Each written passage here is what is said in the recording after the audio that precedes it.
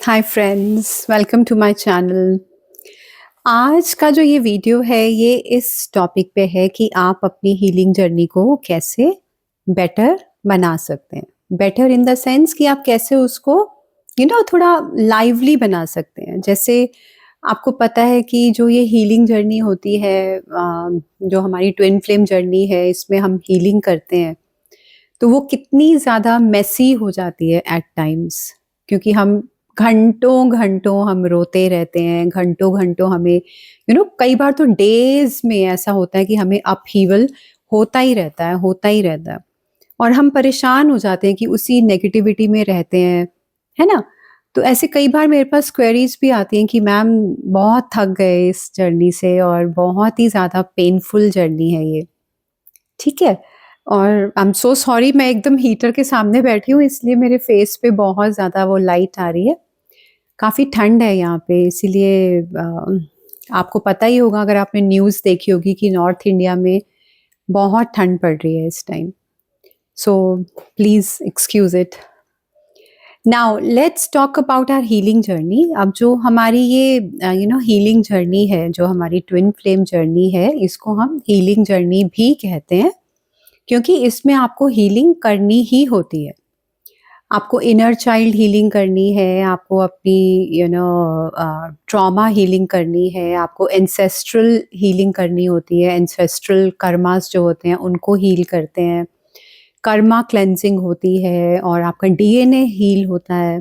तो it is a very progressive journey. बहुत इसमें काफ़ी कुछ चीज़ें आती हैं करने वाली। और ये थोड़ी लेंदी भी होती है क्योंकि हमें हीलिंग जो होती है वो एक दिन का काम तो होता नहीं है। इसमें टाइम लगता है करने में। जैसे-जैसे आपके ब्लॉकेजेस ऊपर आते जाते हैं वैसे-वैसे उन्हें हमें हील करना पड़ता है। So it can take few months to few years. Depend करता है कि आपके अंदर कितने ब्लॉकेजेस हैं। ठीक है? तो आज मैं आपको कुछ ऐसे पॉइंट्स बताऊँगी जिससे आप अपनी sorry I am so sorry. तबीयत ठीक नहीं है, ज़ुकाम भी हो गया ठंड की वजह से। तो चलिए आज मैं आपको कुछ ऐसे पॉइंट्स बताऊँगी जिससे आप अपनी हीलिंग जर्नी को थोड़ा-सा एन्जॉय कर सकते हैं। लाइक आप कैसे उसको एन्जॉयफुल बना सकते हैं। आप कैसे उसको थोड़ा-सा रेलिश कर सकते हैं, क्योंकि हम लोग थक जाते हैं ना उसी अपहीवल में, उन्हीं सब चीज़ों में, वही नेगेटिव चीज़ें, वही हमारे ट्रॉमास। सो थोड़ा-सा इसको आप कैसे बेटर बना सकते हैं ताकि आप इसको एन्जॉय करें अपनी जर्नी को, ठीक है ना? हीलिंग का मतलब ये नहीं है कि आपको सिर्फ रोना ही है या आपको सिर्फ अपहीवल्स ही होते रहेंगे। आप इसको बेटर बना सकते हैं। तो ये कुछ पॉइंट्स हैं जो मैंने लिखे हुए हैं, आप भी चाहें तो लिख सकते हैं इन्हें। पहला है कि इसका ना जो भी मैं आपको पॉइंट्स बता रही हूँ, इसका आप एक रूटीन बनाइए। ये ऐसा नहीं है कि आपने एक दिन किया तो आपकी हीलिंग जर्नी बहुत अच्छी हो जाएगी, नहीं। अगर आप इसको एक हैबिट बनाएँगे, आप इसको एक रूटीन में लेके आएँगे, सो जैसे आप मतलब अपना एक रूटीन बनाइए कि आपको डेली ये सब चीज़ें करनी है, तभी जाके आप बेटर फ़ील करेंगे अपनी जर्नी में। ओके? सो पहला है मेडिटेशन। ये तो हमेशा ही बताते हैं, मैं तो बहुत बताती हूँ कि मेडिटेशन आपको करना ही करना है। लेकिन मेडिटेशन का मतलब ये नहीं है कि आप 1-1 घंटा, 2-2 घंटे मेडिटेशन करते रहें। जस्ट 10 मिनट्स, उतना ही बहुत होता है। क्योंकि इससे हमें क्या फ़ायदा होता है मेडिटेशन करने से कि हमारा ये सबसे पहला काम करना है आपने उठते ही। सुबह आप जैसे ही उठेंगे वैसे ही आप मेडिटेट करिए। इससे क्या होगा कि आपकी जितनी भी फ़ोकस है वो सारा आपके ऊपर आ जाएगा। मॉर्निंग का आपका एक रूटीन सेट हो जाता है। आपका पूरा फ़ोकस आपके ऊपर आता है, यू कनेक्ट टू गॉड, आप उनसे प्रे करते हैं मेडिटेशन के अंदर। आप अपना ऑरा लॉक कर सकते हैं इसमें। और मेडिटेशन आपको हेल्प करता है थॉट्स को कंट्रोल करने में। जो हमारी इतनी ज़्यादा ओवरथिंकिंग चलती है इस जर्नी के दौरान, वो आपका मेडिटेशन करने से थोड़ा कंट्रोल होती है और थोड़ा-सा आपका स्ट्रेस भी कम होता है। तो मेडिटेशन करना बहुत ही अच्छी बात है और 10 मिनट ही बहुत है, ज़रूरी नहीं है आप आधा-आधा घंटा बैठिए, 10 minutes is good enough. Silence में बैठना है। अब बहुत सारे क्वेश्चंस आते हैं कि कौन-सी मेडिटेशन करनी है? बिल्कुल सिंपल वाली मेडिटेशन करनी है, जिसमें आपको बस साइलेंस में बैठना है। कोई डिस्ट्रैक्शन नहीं होनी चाहिए कि फ़ोन बज रहा है, म्यूज़िक बज रहा है, नथिंग। सिर्फ़ साइलेंट होके आपको बैठना है। और जो आपके थॉट्स आ रहे हैं, उनको आने दीजिए और उनको जाने दीजिए। आपने ना तो रोकना है उन्हें कि थॉट्स ना आएँ, ऐसा नहीं करना। आने दीजिए और फिर उनको जाने दीजिए, लेट गो कर दीजिए। ओके? कुछ नहीं करना, just simple do your breathing, जो नॉर्मल आपकी ब्रीदिंग चल रही है। डीप ब्रीदिंग भी अगर आप नहीं करना चाहते, कोई बात नहीं। नॉर्मल ब्रीदिंग कर रहे हैं, उसी में बैठे रहिए बस, दैट्स इट। सो ये एक आप अपना रूटीन बनाइए मॉर्निंग में। फिर है स्लीप। स्लीप भी बहुत इम्पोर्टेंट है, क्योंकि जब हम अपनी हीलिंग जर्नी में होते हैं, हम लोग जैसे हम जिम जाते हैं तो हम थक जाते हैं ना वर्कआउट करके।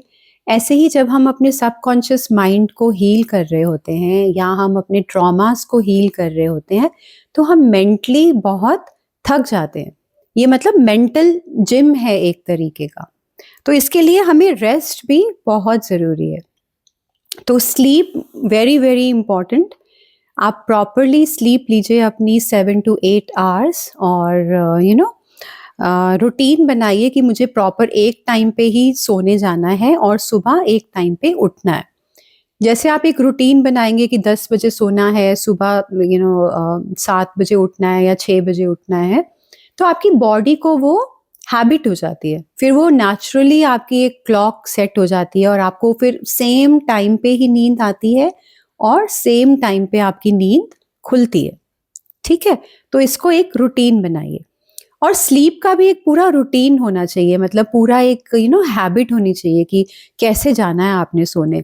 ये नहीं कि सोने से पहले आप अपना फ़ोन देख रहे हैं, तो फिर फ़ोन देखेंगे तो वो जो उसकी लाइट होती है, उसकी वजह से हमारा जो माइंड होता है वो और एक्टिव हो जाता है। तो आपको सोने में दिक्कत आती है। तो आप अगर जब सोने जाएँ तो कम से कम आधा घंटा पहले फ़ोन देखना बंद कर दीजिए। ठीक है? तो ये आपको एक हैबिट बनानी पड़ेगी। अगर आप साउंड स्लीप सोना चाहते हैं तो सोते-सोते बेड में एटलीस्ट अपना फ़ोन मत लेके जाइए। हमारी सबकी आदत है कि लास्ट मोमेंट तक हम फ़ोन देखते रहते हैं। बट अगर आप प्रॉपरली सोना चाहते हैं कि आप डिस्टर्ब ना हो, आप ढंग से सोएँ, तो कम से कम आधा घंटा पहले फ़ोन बंद कर दीजिए। Okay? Now the third point is diet. ये भी एक बहुत ही इम्पॉर्टेंट चीज़ है हमारी इस जर्नी में, क्योंकि ये एक हाई वाइब्रेशन की जर्नी है ना? हम लोग क्या कर रहे हैं, हम लोग अपनी फ्रीक्वेंसी को चेंज कर रहे हैं, अपनी वाइब्रेशन को हाई वाइब्रेशन बना रहे हैं। तो इसके लिए हमें हाई वाइब्रेशनल फूड्स चाहिए, मतलब हाई वाइब्रेशन वाला खाना। वो कौन-सा होता है? वो होता है फ्रूट्स एंड वेजिटेबल्स। जो भी प्लांट बेस्ड होते हैं, जो पेड़-पौधों से हमें चीज़ें मिल रही हैं, वो होते हैं हाई वाइब्रेशन फूड। ठीक है? तो इसमें आप फ्रूट्स और वेजिटेबल्स ज़्यादा से ज़्यादा खाइए। रॉ फॉर्म में कोई ना कोई आपको लेना बहुत ज़रूरी है। ओके? और पानी, वाटर का इंटेक भी बहुत इम्पॉर्टेंट है। जितना आप पानी पिएँगे उतना आपके लिए अच्छा है, बिकॉज़ जो पानी होता है वो भी हमें हील करता है। Okay? So diet is very, very important. So पहला हो गया, first point is meditation, second is your sleep, third is your diet. Fourth है टेक्नोलॉजी का डिटॉक्स। ये जैसे मैंने आपको अभी बताया कि सोने से पहले भी आपको फ़ोन नहीं देखना चाहिए। ऐसे ही आपको अपना एक टाइम सेट करना चाहिए कि आपको कितना फ़ोन देखना है दिन में, या आपको कितनी देर लैपटॉप पे काम करना है। ये नहीं कि आप पूरे-पूरे दिन घंटों-घंटों आप सोशल मीडिया पे ही बैठे हुए हैं। That is not going to help you. वो आपकी वाइब्रेशन को डाउन करता है। तो अपना एक रूटीन बनाइए कि कितनी देर मुझे फ़ोन देखना है, कितनी देर मुझे सोशल मीडिया पे बैठना है, कितनी देर मुझे और कोई काम है लैपटॉप पे या जैसे भी आप करते हैं। तो टेक्नोलॉजी से आपको थोड़ा-सा डिटॉक्स करना बहुत ज़रूरी है। ठीक है ना? क्योंकि जो इसकी रेडिएशंस होती हैं वो भी हमारे लिए अच्छी नहीं है। हाई वाइब्रेशन में जाने के लिए आपको थोड़ा-सा तो अपना रूटीन बनाना ही पड़ेगा कि दिन में मुझे 5 घंटे सोशल मीडिया पे रहना है या 6 घंटे रहना है। लोगों का तो 18-18 घंटे का ही रिकॉर्ड है। तो उतना नहीं करिए, डिटॉक्स करिए अपने आप को, बहुत ज़रूरी है। 5th पॉइंट है पॉजिटिव पीपल अराउंड। हाँ, ये एक बहुत ही इम्पोर्टेंट पॉइंट है कि आपको अपने आप को पॉजिटिव लोगों के आसपास रहना है, उनको रखना है अपने आसपास या आपको उनके साथ रहना है। क्योंकि जो नेगेटिव लोग होते हैं ना वो आपकी एनर्जी को ड्रेन कर देते हैं। तो ये आपको समझ आता है, अपने आप ही आता है हमें समझ कि कौन नेगेटिव है और कौन पॉजिटिव है। जितना ज़्यादा आप पॉजिटिव लोगों के बीच में रहेंगे, उतना ज़्यादा आप हाई वाइब्रेशन में रहेंगे, उतनी ज़्यादा आपकी हीलिंग जो जर्नी है वो स्पीड अप होगी और बेटर तरीके से होगी। क्योंकि नेगेटिविटी आपको ड्रेन कर देती है और अगर आप ड्रेन फील करेंगे तो आप हीलिंग नहीं कर सकते। ठीक है। Now the 6th point is physical exercise. ये भी बहुत इंपॉर्टेंट है क्योंकि फिजिकल एक्सरसाइज करने से हैप्पी हॉर्मोन्स रिलीज होते हैं हमारे ब्रेन में। ठीक है ना। और हैप्पी हॉर्मोन्स रिलीज होते हैं तो उससे हम लोग खुश फील करते हैं और हीलिंग एनर्जी हमें कई बार इतना ड्रेन कर देती है कि हम बहुत ही सैड सैड फील करते हैं, हम लोग खुश फील नहीं करते। ठीक है ना। तो इसलिए फिजिकल एक्सरसाइज करना बहुत ज़रूरी है। 30 मिनट्स के लिए बेशक आप कुछ भी करिए जो आपको पसंद है। वॉक कर सकते हैं आप नेचर में, आप जिम जा सकते हैं, आप स्विमिंग कर सकते हैं, आप कोई स्पोर्ट खेल सकते हैं, बैडमिंटन है, क्रिकेट है, कुछ भी, एनीथिंग। डांसिंग कर सकते हैं, that is a great thing. वो आपको पूरा अच्छी तरह से पॉजिटिविटी में ले आता है, म्यूजिक एंड डांस। ओके, सो ये भी करना बहुत ज़रूरी है। Now the next point is gratitude practice. ये एक कहते हैं ना राम बाण है, ये इतना इम्पॉर्टेंट है ग्रैटिट्यूड को प्रैक्टिस करना कि मतलब लगता बहुत छोटा है कि क्या हो जाएगा ग्रैटिट्यूड करने से, लेकिन इसके जो इफेक्ट्स होते हैं वो इतने इमेंस होते हैं कि आपकी पूरी लाइफ चेंज हो जाती है। क्योंकि जब हम हीलिंग जर्नी में होते हैं ना गाइस, हमें हर वक्त हर तरफ नेगेटिविटी ही नजर आती है। आए दिन आपको अपहीवल्स हो रहे होते हैं, आपकी नेगेटिविटी बाहर निकल रही होती है, आपकी टॉक्सिसिटी बाहर निकल रही होती है, तो बड़ा आप अपने आप को नेगेटिविटी से घिरा हुआ पाते हैं। लेकिन जब आप ग्रैटिट्यूड करते हैं, ग्रैटिट्यूड का मतलब है थैंकफुल होना। तो आप एक नोटबुक बना लीजिए, जैसे मैं हमेशा बनाए रखती हूँ, और उसमें कम से कम डेली आप उसमें 3 ऐसे पॉइंट्स लिखिए जिनके लिए आप आज ग्रेटफुल हैं।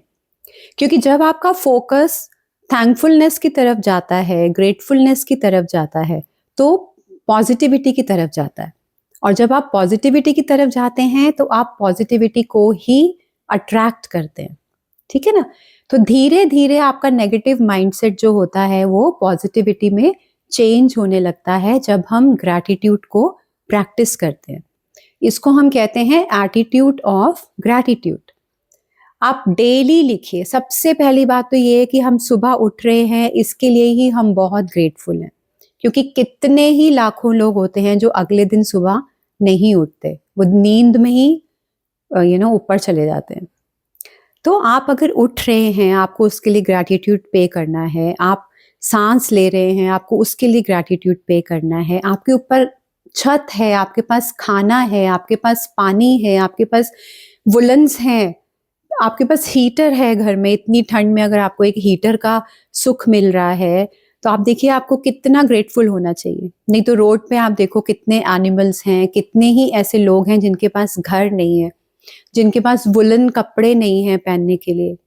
तो हमारी जो ब्लेसिंग्स होती हैं वो तो इतनी ज्यादा है, लेकिन हमारी प्रॉब्लम ये है कि हम अपनी ब्लेसिंग्स को देखते ही नहीं है। हम हमेशा कंप्लेन करते रहते हैं कि ये नहीं है, वो नहीं है, ऐसा हो गया, वैसा हो गया। जो है उसके ऊपर तो ग्रैटिट्यूड पहले हमें देना चाहिए ना। और जितना ज्यादा आप जो चीज है आपके ऊपर, आप उसकी तरफ फोकस करेंगे, आपको उससे ज्यादा मिलेगा, बहुत ज्यादा। तो एटीट्यूड ऑफ ग्रैटिट्यूड यही होता है कि जो आपके पास है, पहले आप उसके लिए ग्रैटिट्यूड यूनिवर्स को पे करिए, फिर आप देखिए आप कितनी पॉजिटिविटी में आते हैं। Okay, and the next point is, the last point is deep breathing exercises.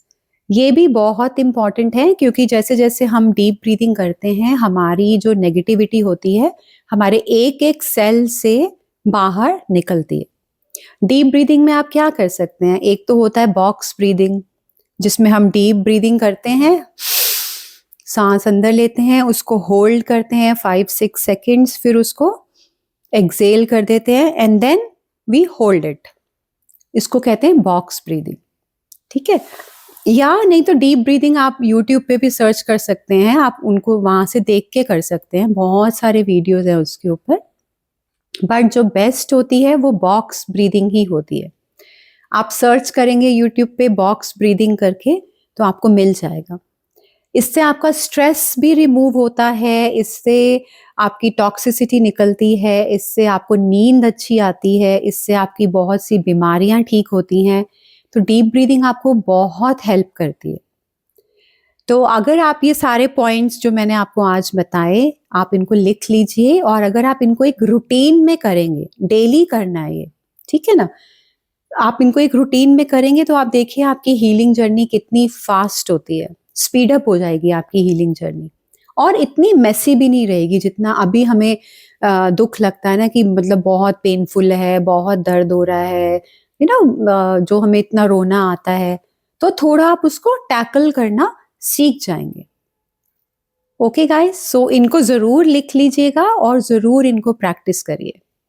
All right, bye bye.